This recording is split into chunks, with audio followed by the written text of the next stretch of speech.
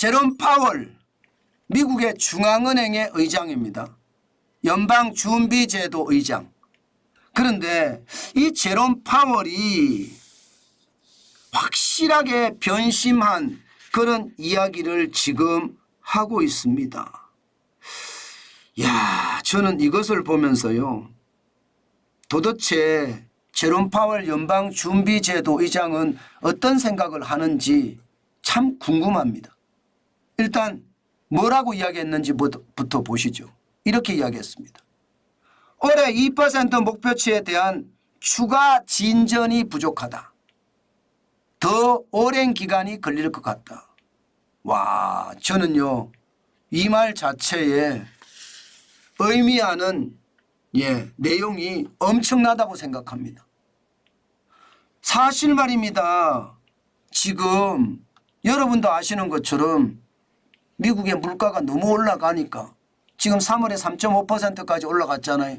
너무 올라가니까 결국은 말입니다. 여러분 기준금리를 못 올린다는 기준금리를 못 내린다는 뜻이에요. 지금까지는요 여러분 기준금리를 3번 내린다고 이야기했습니다. 5.5%의 금리를 올해 안에 3번 내린다고 이야기를 했는데 제롬 파월의 이 이야기는 결국 말입니다. 기준금리를 내리는 것이 아니다. 이렇게 이야기하고 있는 겁니다. 와, 저는 이거 충격으로 느껴집니다. 이게 말입니다. 올해 안에 금리 인하 없고 또 여기서 한 걸음 더 나아가면요. 한 걸음 더 나아갈 수 있습니다. 충분히. 더 오랜 기간이 걸릴 것 같다. 이것은 여러분, 이것은 내년에 말입니다. 내년 1월에 금리를 올릴 수도 있다. 저는 그런 뜻으로까지 읽었습니다. 야, 충격적이지 않으세요? 지금까지 물가가 그 정도로 충격이라는 뜻이에요. 미국이 소비자 물가를 잡았다고 생각을 하고 잡았다는 말을 몇 번을 했는데 아니라는 뜻이잖아요. 지금 소비자 물가가 작년 6월에 9.1%였고 올해 3월에 3.5%인데 목표 물가 2%로 가기에는 턱없이 부족하다. 여전히 말입니다. 어렵다. 그러면 금리를 3번 인하하는 거 못하겠다. 이런 이야기고요. 게다가 오래 걸릴 것 같다. 이 말에는요. 올해 안에 금리 인하 없다. 이렇게도 해석할 수 있거든요. 그리고 내년에 가서 잘못하면 금리 인상도 할 수 있다. 이런 이야기까지 곁들여져 있습니다. 그러니까 시장은 벌써 걸 수밖에 없을 겁니다. 이렇게 말하면. 실질적으로 국채금리가 보면 여러분 4월 16일 현재입니다. 지금 4.670%까지 올라갔습니다. 작년이죠. 10월 19일에 4.990%였거든요. 10년 만기 국채금리가. 그런데 4.670%까지 올라갔으니까 이거 작년에 4.990%를 넘어설 수도 있다는 그런 전망까지 나와요. 그만큼 말입니다. 상황이 완전히 달라졌다. 오죽했으면 파월의 변심이라고 제가 제목을 달았겠습니까? 그만큼 시장의 변화가 엄청나다는 이야기입니다. 실제로도 그렇고요.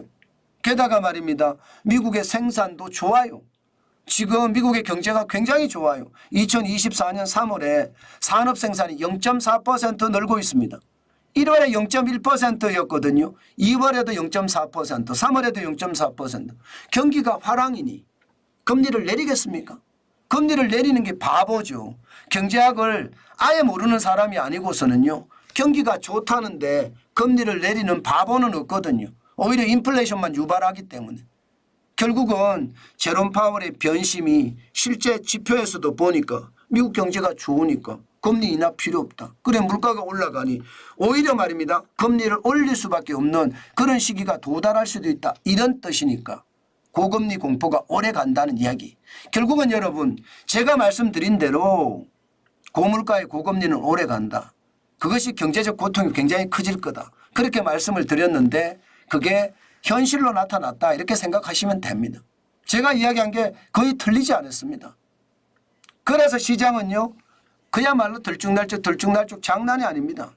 오늘 S&P 500 대형주 중심의 S&P 500 지수는 0.21% 10.41이 빠져서 5051.41로 마감했습니다. 시장은 그야말로 들쭉날쭉이죠. 대혼란 그 자체입니다. 마찬가지로 기술주 중심의 나스닥도 0.12가 빠졌고요. 19.77이 빠져서 15,865.25까지 떨어졌습니다. 이것도 마찬가지 예, 그야말로 장난이 아닙니다. 여기에다가 예, 다우산업지수는 그나마 조금 올랐어요. 워낙 오랫동안 떨어졌더니 이게 그래서는 안 되겠다 싶었던지요. 0.17% 올랐습니다. 예, 63.86이 올라서 37,798.97로 마감했습니다. 전체적으로 시장은 예, 그야말로 대혼란의 와중이다. 이거 자칫 잘못하면 예, 시장의 어떤 더 큰 위험으로 커져서 펑 하고 거품이 터질 수도 있다. 이런 생각도 하게 됩니다. 여러분, 시장 여러분 진짜 냉철히 보셔야 되고요.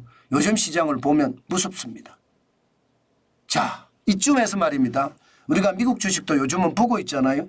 두 종목을 한번 보자고요. 오늘 테슬라 157.11달러까지 떨어졌습니다. 굉장히 많이 떨어졌죠. 지금 저는 테슬라가 2023년 1월 3일 108.10달러까지 떨어지면 한번 생각을 해볼 생각이거든요. 예, 2023년 1월 3일 떨어질 수 있다고 보이거든요. 지금처럼 보이면.